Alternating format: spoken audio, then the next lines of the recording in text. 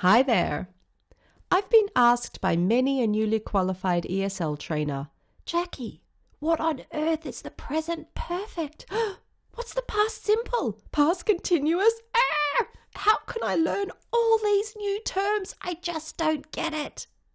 I feel stupid because English is my native language. Oh, why isn't it easy to teach?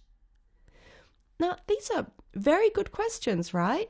And it's one that I also struggled with as a new trainer. If I can speak the language, why can't I teach it? It's probably because many of us weren't taught the basics of English language in school.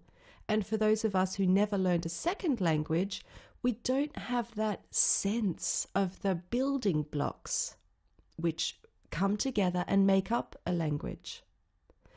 Communicating comes automatically, or, to use a term from Noel Birch's 4 Stages of Learning, which I do encourage you to read up on, it's unconscious competence. You can see the supplementary material section for this lecture, and you'll get some more information there, of course. Now, it took me about a year to feel comfortable teaching English, to have a sense of ease with the ins and outs, exceptions to rules, and the wibbly-wobbly bumpy bits and pieces.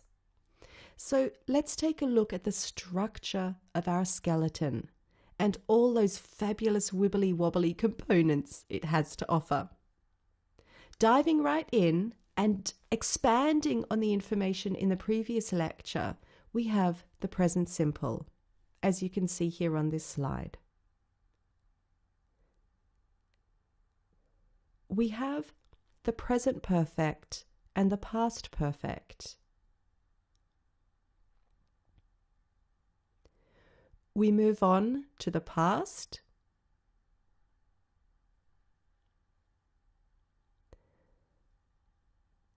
and then we have our future forms.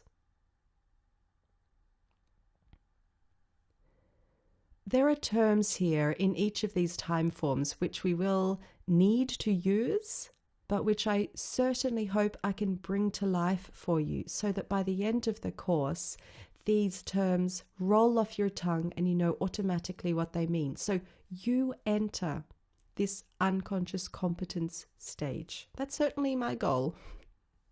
Now, as mentioned previously, at every step along the way, we'll be forming sentences together, forming questions and positive and negative answers. Every lecture comes with explanations, stories, pictures, exercises, activities, and, as I mentioned earlier, what more can I do for you? Please take advantage of this. Use that discussion section to the right so I know how I can better serve you. One more point. Vocabulary will be included in every lecture, and these will also be presented in word lists or word maps. This is not only for you, of course, but these are resources that you can take into your lessons if these are appropriate for you. So, to recap, in this lecture, we have refreshed the elements of English, namely the grammar terms. And put simply, by the end of this lecture, you should have a colourful overview of the English language, what's going to be covered in this course, and how it's broken up and why. Now let's get stuck into the nitty-gritty and all those wibbly-wobbly bits. I'll see you in a moment.